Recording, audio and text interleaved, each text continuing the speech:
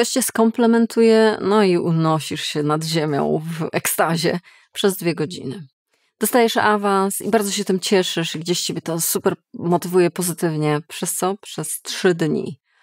Albo twój związek idzie fantastycznie do pierwszej kłótni, a wtedy już jest absolutnie jakieś czarnowictwo i wielki, wielki lęk. No właśnie tak to jest, tak to wygląda w praktyce, kiedy bardzo mocno uzależniamy swoje poczucie i ważności, i wartości od tego, co się dzieje na zewnątrz. Tak to właśnie wygląda w praktyce, natomiast przypomina to gdzieś jakieś takie picie słonej wody wtedy, kiedy chcesz ugasić pragnienie, czyli im więcej tego pijesz, tym bardziej się chce pić. Czyli ciągle coraz bardziej zaczynasz szukać tych potwierdzeń swojej wartości, zwłaszcza, że one działają na krótką metę, no więc bardzo szybko starasz się znaleźć coś nowego. Żeby mieć poczucie, okej, to jest ze mną w porządku. Pokłóciłam się, no dobra, to szybko chcę ugasić tą kłótnię, żeby znowu mieć poczucie, że jest ze mną wszystko w porządku. Czyli tak naprawdę jest to bardzo, bardzo wyczerpująca gra.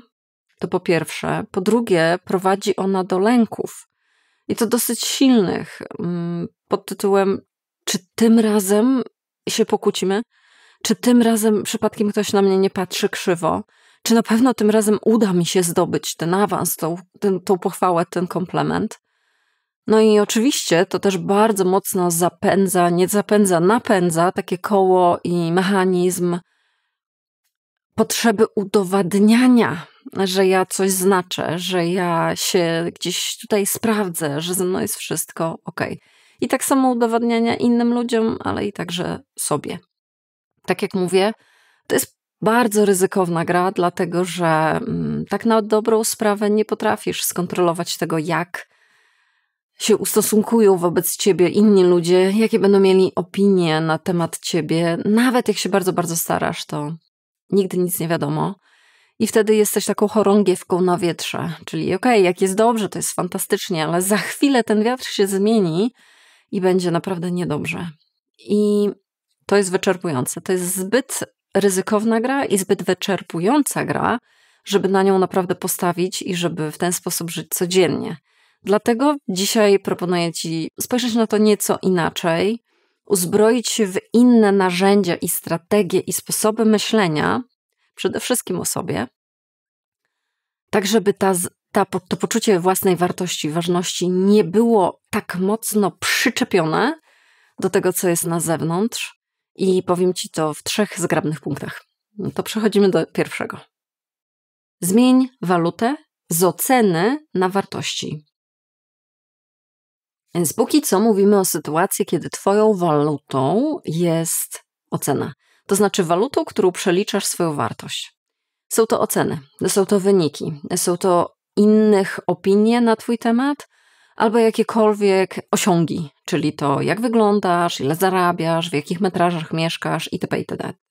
Tak, to wszystko jest gdzieś na zewnątrz i tym mierzysz siebie. No więc póki to tak jest to bardzo ryzykowna gra, dlatego że to wszystko się zmienia. To jest bardzo niestabilna waluta, więc jakby twoja wartość bardzo może się zmienić. Nie tylko dlatego, że są różnego typu trendy, jak żyć, jak mieszkać, na jakie wakacje wyjeżdżać, ale i też dlatego, że po prostu nie przewidujemy przyszłości i nie możemy kontrolować innych ludzi, więc nie wiemy, jak oni zareagują na to, co akurat dzisiaj, nie wiem, nałożysz, albo jak wyglądasz, albo jaką decyzję podejmiesz. No i oczywiście jest to na tyle niestabilne, że potem powoduje twoje konsekwencje i mocną niestabilność wewnętrzną, czyli emocje szargane w te lub we w te. Najczęściej dosyć zero-jedynkowo, czyli albo jest dobrze, albo jest bardzo źle ze mną. Musimy tę walutę zmienić.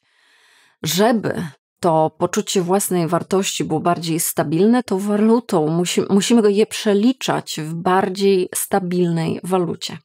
Jak to zrobić? Przenieść punkt ciężkości z ocen na wartości.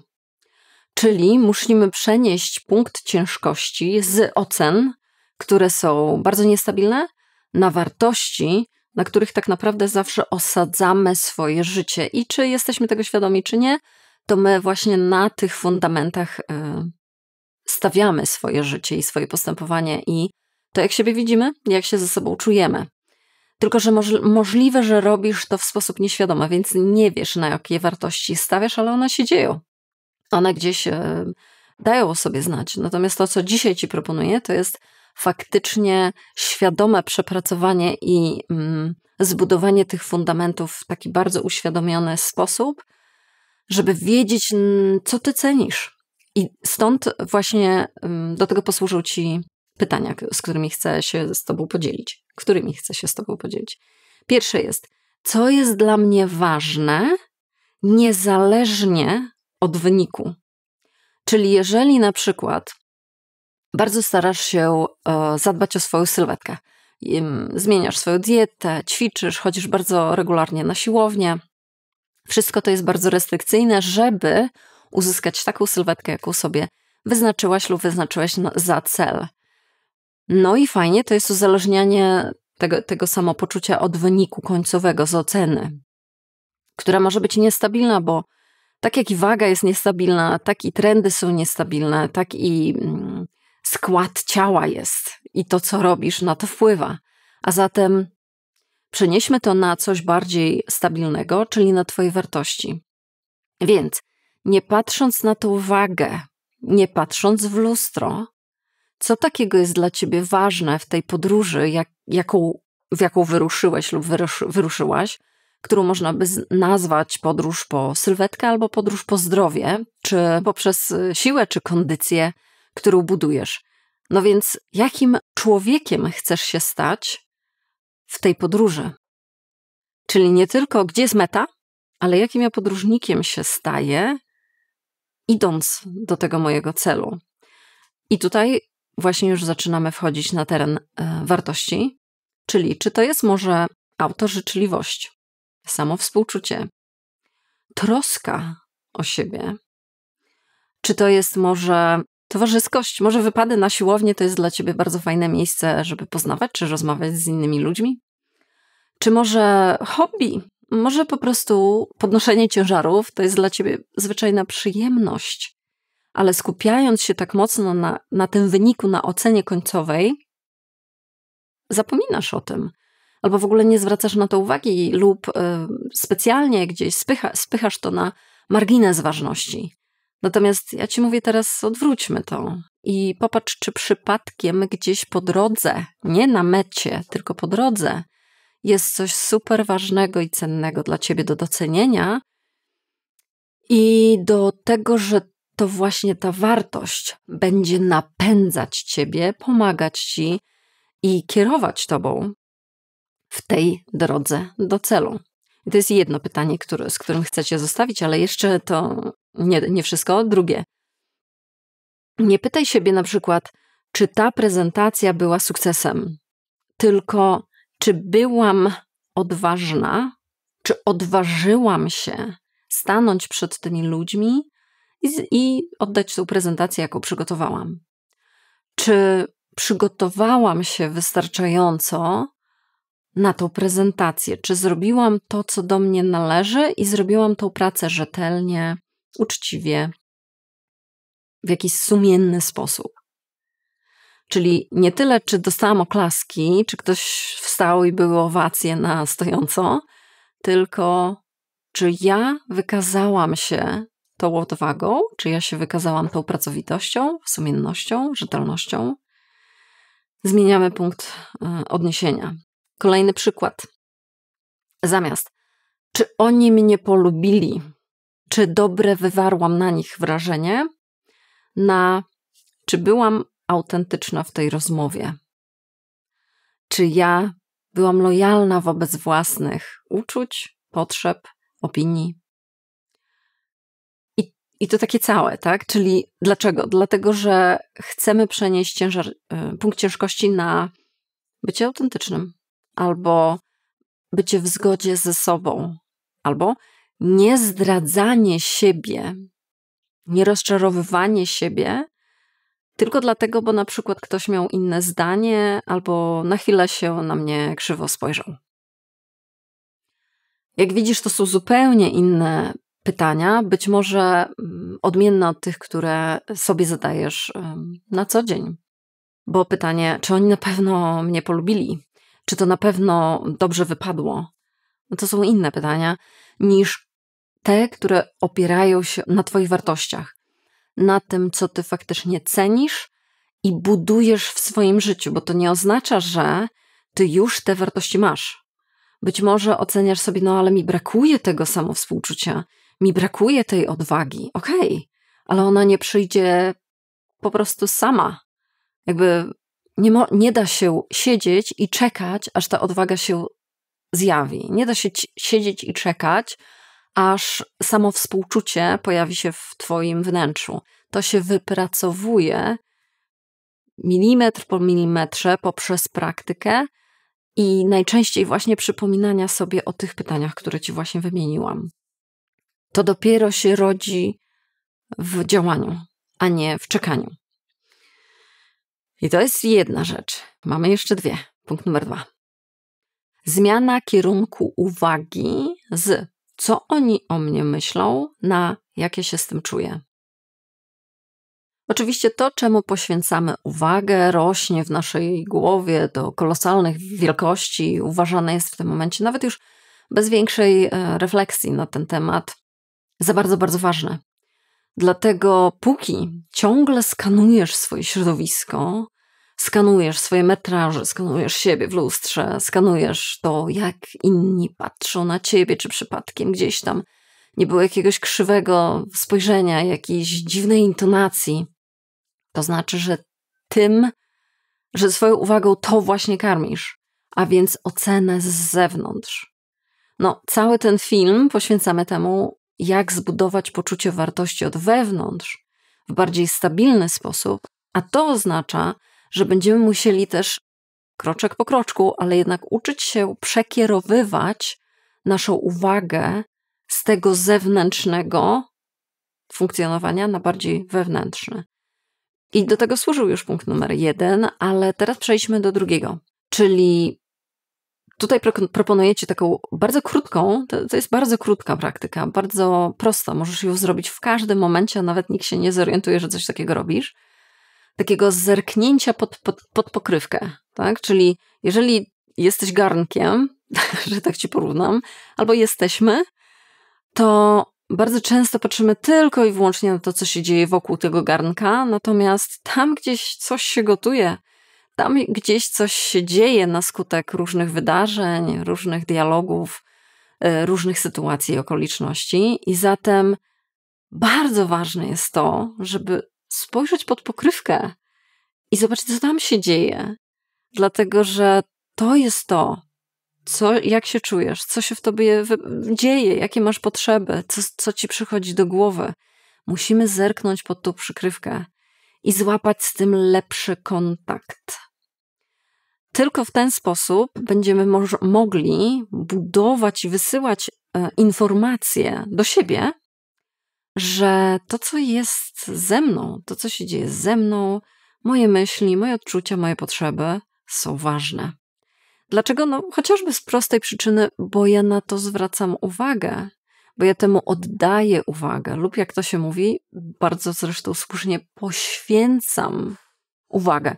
Tak jakby to była trochę święta rzecz, taka bardzo, bardzo ważna. Oczywiście nie zostawiam cię tak tylko z teorią, służyć do tego będą te 3 pytania. Co teraz czuję w moim ciele? To może zamienić na pytanie, czy czuję jakieś napięcie? Jeżeli tak, to gdzie ono jest? Czyli skanujemy swoje ciało krótko na zasadzie, czy ja przypadkiem się nie napinam? Jeżeli tak, to gdzie? Oczywiście kolejną konsekwencją będzie, jeżeli czuję, że napinam moje ramiona, no to spróbuję je rozluźnić. Pytanie numer 2. Czego teraz potrzebuję, żeby poczuć się odrobinę bezpieczniej? No bo skoro się napinasz i obserwujesz to znaczy, że to nie jest napięcie z najprawdopodobniej wielkiej radości, tylko to jest napięcie ze stresu albo lęku, obaw, zmartwień, jakichś czarnych scenariuszy, które już tam hulają sobie w głowie. Więc musimy dojść do tego, do tego momentu, który jest bardzo, bardzo przewrotny, to przewracamy tego naleśnika na drugą stronę i pytamy siebie, czego potrzebuję? Czyli jak się czuję, czego potrzebuję? To jest niesłychanie ważne w całej praktyce współczucia do siebie, autożyczliwości, czy też autoempatii. Po to zaglądamy pod tą pokrywkę, żeby mieć intencję pomocy. No i czego potrzebuję? Może oddechu głębszego, może tego, żebym na chwilę wyszła, może świeżego powietrza, może szklanki wody. To nie muszą być jakieś gigantyczne, potrzebuję teraz wakacji na Seszelach, nie? Ale może szklanka wody by tutaj dużo wniosła. Pytanie numer 3. Czy to, co robię w tym momencie, w tej wymianie, w tych dialogach, w tej sytuacji, w tych okolicznościach jest w zgodzie ze mną? Z tym, co cenię, co jest moją wartością? Czy ja faktycznie widzę, że tutaj jestem lojalna wobec siebie? To jest bardzo ważne pytanie, które znowu nas przywraca do tego, co mówiłam w punkcie 1, czyli wartości. Czyli znowu nie to, że ojej, czy ja się spodobałam, tylko jak ja się czuję, czego bym potrzebowała i teraz czy w ten sposób żyję zgodnie z własnymi wartościami. Czy czuję się dobrze sama ze sobą, w zgodzie ze sobą, w kontakcie ze sobą. No i to jest takie zerknięcie pod pokrywkę, które jest bardzo nie dość, że troskliwe i życzliwe, to jeszcze jest po prostu praktyką kontaktu ze sobą, łapania kontaktu ze sobą, co może samo w sobie stanowić już wyzwanie, dlatego że osoby, które mają radary wystawione tylko i wyłącznie na zewnątrz, nie mają czasu, siły, energii, ani też czasami nawet w ogóle takiego pomysłu, żeby jednak zerknąć nie tylko na zewnątrz, nie tylko popatrzeć, jaką minę ktoś tam gdzieś zrobił, tylko jaką minę ja teraz robię. Skoro mina świadczy o czymś, co czuję, no to w związku z tym, co się we mnie dzieje, co takiego ja czuję.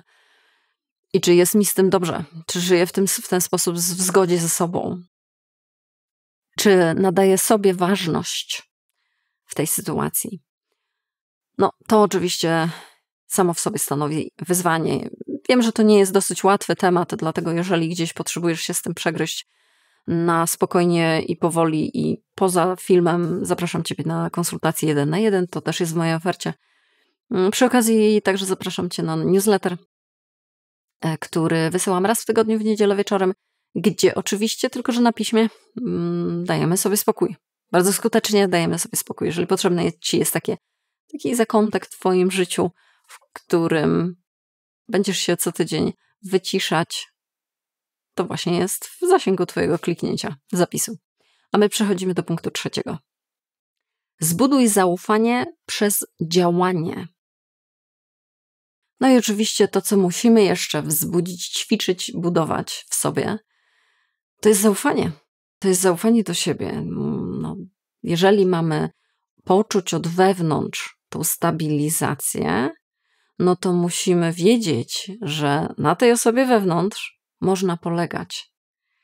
A zaufanie do siebie nie rodzi się z afirmacji i z powtarzania pięknych fraz, ani z konsumpcji jakichkolwiek treści, ale z działania. I tutaj proponuję Ci taką praktykę mikroobietnic. Nie zaczynaj od tego, żeby sobie obiecać, dobra, ja startuję w maratonie za pół roku, tylko dobra, wieczorem wyjdę na 10-minutowy spacer. I cały sęk tutaj polega leży w tym, że nie chodzi o tą stawkę, czyli możesz sobie obiecać 1-minutowy spacer. Możesz sobie obiecać to, że zjesz jeden zdrowy posiłek w ciągu dnia. Możesz sobie obiecać, że wypijesz wystarczająco wody dzisiaj, tylko na 1 dzień. Absolutnie nie ma znaczenia. Natomiast ogromne znaczenie ma to, czy tej obietnicy dotrzymasz. Czyli jeżeli wyznaczyłeś sobie ten spacer 10-minutowy wokół bloku wieczorkiem, to choćby się nie wiem co działo, ktoś bardzo ważny do ciebie zadzwonił, albo przypomniało ci się, że jeszcze muszę, nie wiem, tam zrobić sobie manicure, to nie, to te 10 minut musi się wydarzyć. Dlatego, że to właśnie w tym działaniu budujesz takie solidne poczucie, że okej, ja ze sobą współpracuję, a nie sobie coś obiecuję, a potem tak unieważniam i to, co sobie obiecałam, i to, co tak naprawdę potrzebowałam, bo te obietnice, mikroobietnice, które ci proponuję, to one nie będą z powietrza. Jeżeli ci się na przykład zechce wychodzić na 10-minutowy spacer, to pewnie jest sobie potrzebne. Pewnie gdzieś jest jakaś myśl, która mówi, o fajnie by było tak przed snem się przejść na chwilkę, zwłaszcza jak jest ładna pogoda. Widać, taka jest twoja potrzeba. Jeżeli nie dotrzymujesz sobie tej obietnicy, to znaczy, że nie kładziesz wielkiej ważności na temacie swoich własnych potrzeb. No, tak, nie tędy droga. Tędy nie dojdziemy gdzieś w ciekawe rejony. Dlatego uczmy się dotrzymywać sobie słowa. Nie zaczynajmy od jakichś gigantów typu właśnie maratony albo to ja będę medytować przez godzinę jutro, tylko przez minutę. Nie? Zmniejszmy skalę, to jest bardziej wtedy wykonalne.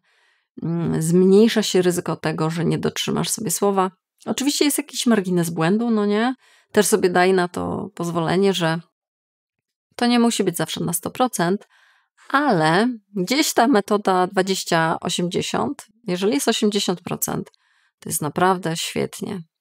Tak jak widzisz, to jest praktyka. To się wszystkie te punkty rozbijają się o to, co robisz, w jakich momentach i tak naprawdę codziennie, bo o swoją wartość nie da się zadbać raz na rok, a ona będzie kwitnąć. To tak żadna roślinka nie działa i tak samo podobnie nie działa nasze poczucie własnej ważności oraz wartości. I może tak, ta codzienna praktyka to jest wysiłek. Oczywiście, że tak, to jest świadomy wysiłek, ale powiedz mi, czy tak naprawdę relaksujące i cudowne jest poleganie na tym piciu słonej wody, na tym życiu jak chorągiew na wietrze, tylko i wyłącznie uzależniając poczucie własnej wartości od tego, co kto powie, jak wypadnę na mediach społecznościowych, czy jaki będę akurat miała obwód w pasie. Czy to na pewno jest takie łatwe? Czy to jest łatwe?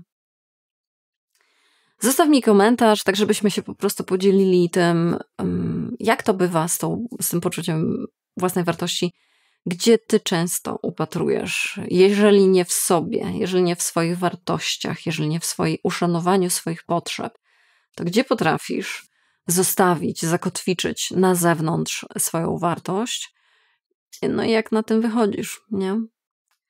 Każdy komentarz, każdy cokolwiek zostawisz tutaj na tym kanale, to jest wsparcie mnie, podobnie jak i inne metody wsparcia, za które bardzo, bardzo dziękuję wszystkim osobom wspierającym. Wielkie dzięki, naprawdę bardzo, bardzo mi to dodaje dużo energii do tworzenia tych filmów. Jeżeli gdzieś ten film lub inny przydał ci się i masz ochotę podłączyć się po to wsparcie zewnętrzne, zapraszam i z góry wielkie, wielkie dzięki, a my widzimy się następnym razem. Do zobaczenia.